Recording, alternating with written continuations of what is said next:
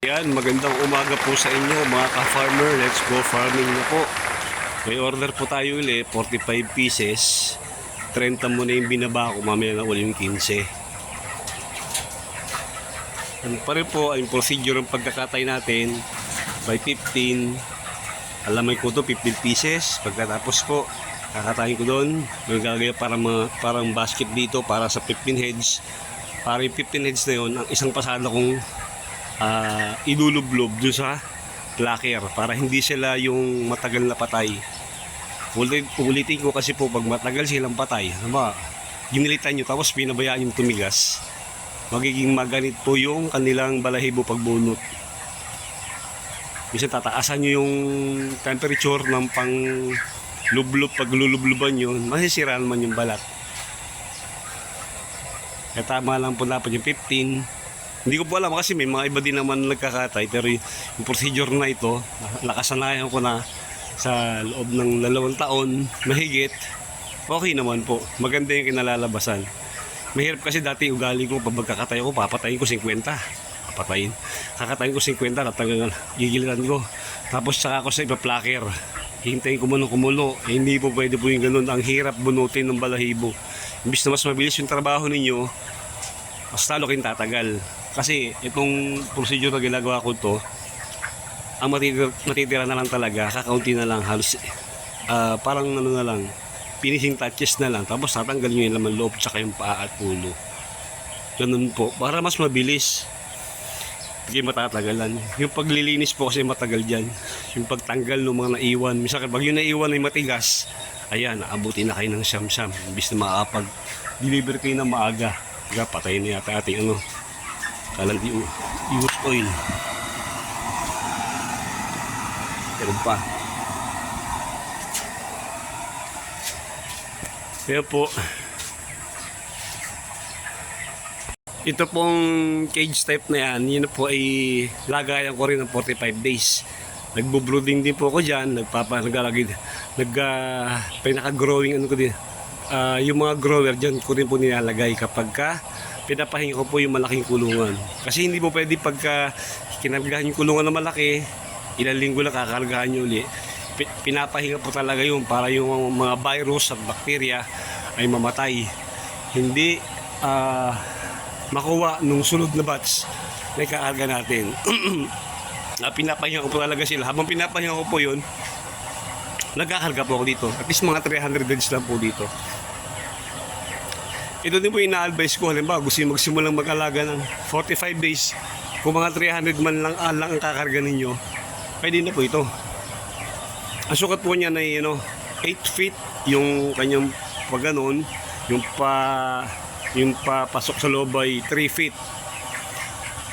Kaya po yan mga 28 hanggang 20 hanggang 30 nga po kaya niyan kada layer. Kapag ganon po 30 di bali 120 heads po ang kasya sa isang tindig. Itatlo po yan, kaya yung magkarga ng 360 heads kapag ganito po. Dito lang meron lang kayo aayusin.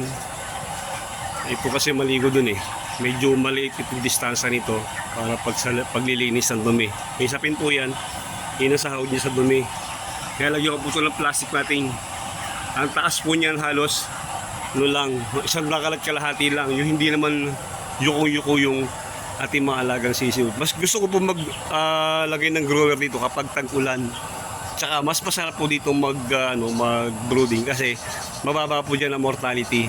Napakaliit na yung spasyo na inyong iikutan, ipapalibutan ng kalapal para makakontrol nyo po yung init na kinakailangan nyo sa pag-brooding. Ayan po. Parang nasaan nito? Yung tatlo na yan, para umabot na nasa 25,000 27,000 po yung tatlo na yan na pinagawa ko. Ano po yun? Labor materials na yun. Tapos maglalagay lang kayo, parang kubo lang na ganito. Sisilungan lang nila. Mas madali po dyan mas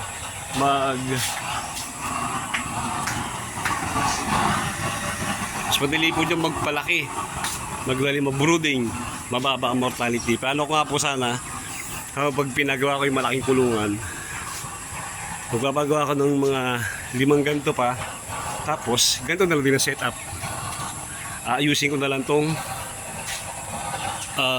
siguro lalaki ko na konti para kasi yung kamay ko para pag naglilinis po ako dyan. Tapos, lalagyan ko na rin sa ng tubo. Para pagdating sa magpapainom, pwede kayo maglagay ng galon dito. Tapos, distribute na lang yung kanilang yung tubig. Para di sila mahirapan. Para hindi rin kayo mahirapan. Tapos po, dito naman kasi hindi kayo malalangawin. Pwede kayong puntahan ng langaw. Pwede hindi kayong makakapag-produce ng langaw. Kasi pagka 2 araw, 3 araw, naglilinis kayo ng inyong kulungan. Maganda nga sana, araw-araw. Pero siyempre, busy rin tayo. Hindi yung pamamahayan, hindi dyan mabubuhay yung, hindi makakapag-produce ng langaw na pwedeng maging problema ninyo. Kasi ang langaw po, bago yan mabuo, para 6 days o 7 days. Pag naging magot siya, yun, kabahan na kayo. Pero kung araw-araw, every 2 days naglilinis kayo, hindi yan magkakaroon ng magot na pwedeng maging langaw. Kaya, pwede kayong puntahan ng langaw, pero hindi kayo pwedeng mag-produce ng langaw pag every 2 days naglilinis kayo. Kapag ganito po yung inyong kulungan, hindi nyo magiging problema. At saka kung sakasakali po uulan, di tatabingan nyo lang yung buong lugar nyo. Hindi gagaya sa kabila, ang laki. Kailangan nyo ng malaking lona. Magkano yung lona ngayon? Bili ko sa mahaba nun, parang 3,500 yata. Isang lang. Yung harapan lang, kaya nyo takpan. Eto, sako po, pwede na.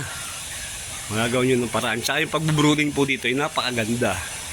Madaling painitin yung inyong brooder house para mas maganda yung paglaki ng inyong mga alagang sisiw. Ayan, kumukulo na po yung tubig kung mainit. Kakatay na puli ako para i-deliver ko mamaya. Yan, tapos na po tayo sa pagkatay. Mag-deliver na po tayo doon sa kabilang bayan. Kasi medyo malayo po dito yung isang bayan na dinideliveran ko. Tapos sa may Pagbilao. Kasi dati po nakatira doon. May mga kaibigan po tayo doon na kumukuha din ng wholesale. Kaya itong araw na ito talagang inilaan ko para sa kanila para mag-deliver po doon. Balik tayo sa ganitong klaseng kulungan. Ito po yung kulungan na ito ay mas magandang pag-alagaan. Maraming gamit po yan. Alam niyo yung mga poultry farm na kapag nag-harvest po sila, nag-iiwan po sila ng mga yung mga undersize, yung mga run, binibenta po nila yung sa mababang presyo. Pag yun po ay kumbaga natulugan ninyo o kaya tanongin niyo kung anong month or date sila, anong date sila naglalabas ng mga run o kaya mga undersize. Tanongin niyo kung magkano. Tapos tansyahin nyo kung magkano yung kilo sa inyo ng the rest na manok. Tapos tignan nyo kung may tutubuin kayo. Pero sa panigurado may tutubuin po kayo dun. Kung hindi man, may yung mga undersize, pwede nyo silang palakihin. Ito po pwede nyo paglagyan. Yan, yung kaya kulungan na yan. Kaya po yung maglaman, maski mga pa. Pag ganung kahit mga 28, 27 piraso per layer, kaya po yan. Maski wala pa kayo paghaba, pahinga kayo sa pag-aalaga, wala kayong pwedeng ibenta. Yung mga poultry farm, abangan po ninyo, diyan kayo maglagay. Pwede po lagyan yan. Hindi na puputol yung inyong paghahanap buhay. May nag-aalaga kayo, tapos may placker na kayong ganyan. Mag-dress na lang po kayo. Panigurado may aabutin kayo, pero hindi ganun kalaki. Kapag kayo ang kita, kapag kayo ang nag-alaga. Iba po kasi pag kayo nag-alaga mula sisiw, iba ang tubo kumpara sa yung kukunin nyo sa mga poultry farm na na gagawin yung kumbaga i-dress ninyo. Yung pwede nyo pong kumbaga paningit po ba? Tapos na kayo mag-harvest, wala na kayo maibenta, punta kayo sa mga poultry farm, magtanong po kayo. Kailan po kayo mag-harvest, kailan kayo maglalabas ng mga run. Pwede nyo pong bilhin yun, tapos i-stock nyo dito, tapos pag may nag-order, may placker kayo, hindi kayo mahihirapan. Kumbaga hindi kayo nababakante. At least sa isang buwan, 2 beses kayong nagbebenta. Ako po kasi, akin yung kulong ako malaki, tsaka ito, 2 beses po. Pagitan po niya ay mga 20 days. Kapag nag-harvest na po ako dito, nagkaharga na po ako dito. Baka next week po, magkaharga na ulit ako dito sa cage type para the following month, meron po uli akong haharbisin. At let's say halimbawa, meron ngang langaw, kumbaga, kasi ipot, makakatrack ng langaw yun. Marami kayong pwedeng gamitin. Pwede kayong gumamit ng apog. Tapos, yung probiotic, ang probiotic po kasi, pinananatili nun na tuyo yung kanilang dumi. Tapos, nababawasan po yung amoy ng manok, ipot ng manok. Kaya, hindi ganun siya kalakas tumawag. Kaya hindi kita tambakan ng langaw dito. Ako po, ito yung bahay ko, ito yung kusina ko. Kusina ko po yan. Ito yung kulungan ko. Hindi ko na po naging problema. Kung sakasakal may langaw man, hindi ganun kadami na talagang maiirita kayo. Kaya maraming gamit po yung ganitong klaseng cage type. Ayan, nilista-lista mo ng mga pati ng mga pautang. Hindi po, balik po tayo sa binabanggit ko na cage type. Maganda po yung cage type kung alam ko lang na mas maganda yung outcome sa cage type kumpara sa conventional type. Yan po elevated type, yung mga laking kulungan. Sana ganda ng pinagawa ko. Pwede ko, yung mga anim na kulungan na gano'n, na magkakarga kayo ng 500, mas malaki po yung kikitain ninyo. Tapos mas maliit yung inyong mortality. Tapos yung pagpapalaki nyo ay napakabilis. So totoo po, pag kinukumpara ko kung magkano yung kinikita ko sa kabilang kulungan na malaki, doon sa cage type na kulungan, mas malaki po ang tinutubo ko dito. Pag dito ko nagkakarga. Maaga ako nakakapag-harvest, mas marami ako na-harvest, tapos yung pagod po ba, yung panik-panaog ako doon. Tama ba yun? Akit baba doon sa kulungan malaki. Hindi kumpara dito, pag umupo ka sa tabi, madali ka lang. Kumbaga, ilang hakbang mo na lang. Pwede ka magbigay ng patuka, pwede ka magbigay ng painom. Tsaka, pwede nyo pa ito i-modified. Lagay nyo ng automatic drinker. Tapos, automatic din yung kanyang feeder. Hayahay kayo. Hindi kayo mahihirapan sa pag-aalaga. Kanina po, nakapag-deliver tayo ng mga 45 pieces. Okay naman hindi mawawala yung pautang. Sa pagpaparang pagbibenta naman po, halimbawa, nagbenta kayo, may umutang. Hindi kasi may iwasan yan. Totoo po, meron po akong mga reseller. 1 week kung binibigay allowance bago nila mabayaran. Pero kapag nasira sila, hindi ko na po inuulit. Ganun lang po. Kumbaga, sa tagal ng pagbibenta ko ng manok, may kumukuha sa akin ng parang consignment. Days lang binibilang, nagbabayad sila. Pero hindi po nagbabayad, hindi mo pinauling bigyan. Ganun lang po talaga. Kumbaga, sa tagal ng inyong paghahanap po yung na ganyan, makakabisado nyo pa rin naman. Kasi meron talagang gustong magbayad, wala lang maibayad. Pero meron talaga yung may pambayad, ayaw po magbayad. Ayan, shout out po kila Sir Bin Malion from Qatar. Maraming salamat po sa inyo, Sir. Kay Sir Peter sa Pito ng South Korea. At kay Sir JP Uligan ng UAE, United Arab Emirates. Yung nanay niya pala po yung tagapagbilaw. Pagka nagbakasyon kayo, sana okay na yung alaga akong baka dito. Tapos dapat sana medyo nasa mga 80% na yung kabuuan.